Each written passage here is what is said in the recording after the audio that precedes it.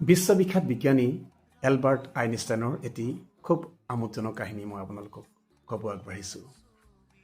Albert আইনষ্টাইনক এবাৰ সোধা হৈছিল যে আপুনি জীৱনত লগ পোৱা মানুহবিলাকৰ ভিতৰত আটাইতকৈ ইণ্টেলিজেণ্ট কোনজন আছিল বা কোনজন হয়। তেতিয়া আইনষ্টাইনে ক'লে যে মোৰ ড্ৰাইভাৰজনেই মই জীৱনত লগ পোৱা আটাইতকৈ বেছি ইণ্টেলিজেণ্ট ব্যক্তি।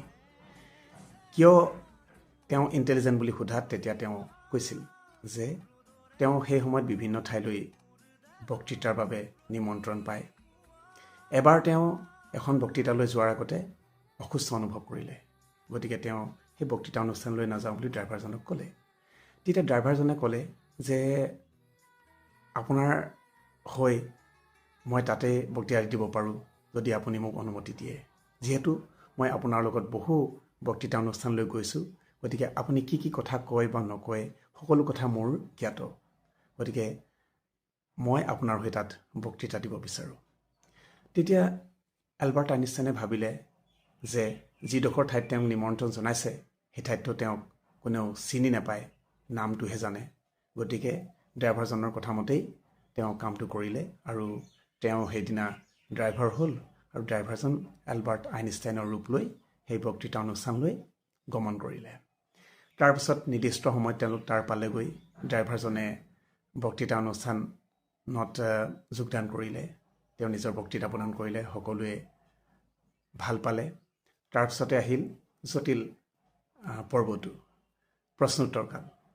বিভিন্ন সাংবাদিকে বিভিন্ন ধৰণৰ প্ৰশ্ন সুধিলে, তেওঁ সকলোবিলাক প্ৰশ্নৰ উত্তৰ সলসলীয়াকৈ দি গ'ল।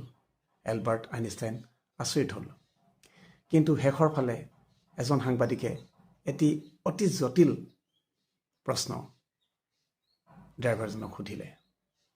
তেতিয়া এলবাৰ্ট আইনষ্টাইনে বুজি পাইছিল যে এই প্ৰশ্নটোৰ উত্তৰ তেওঁৰ ড্ৰাইভাৰজনে কেতিয়াও দিব নোৱাৰে, আৰু ড্ৰাইভাৰজনেও সঁচাকৈ সেই প্ৰশ্নটোৰ উত্তৰ নাজানিছিল।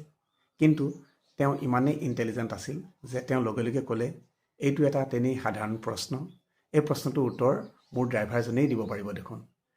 সেই বুলি কৈ তেওঁ আইনষ্টাইনলৈ দেখুৱাই দিলে।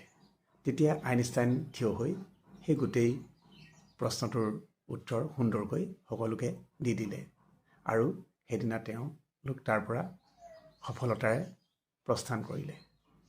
সেইবাবেই আইনষ্টাইনে কৈছিল যে তেওঁ জীৱনত লগ পোৱা ব্যক্তিসকলৰ ভিতৰত আটাইতকৈ ইণ্টেলিজেণ্ট ব্যক্তিজন হ'ল তেওঁৰ ড্ৰাইভাৰজন।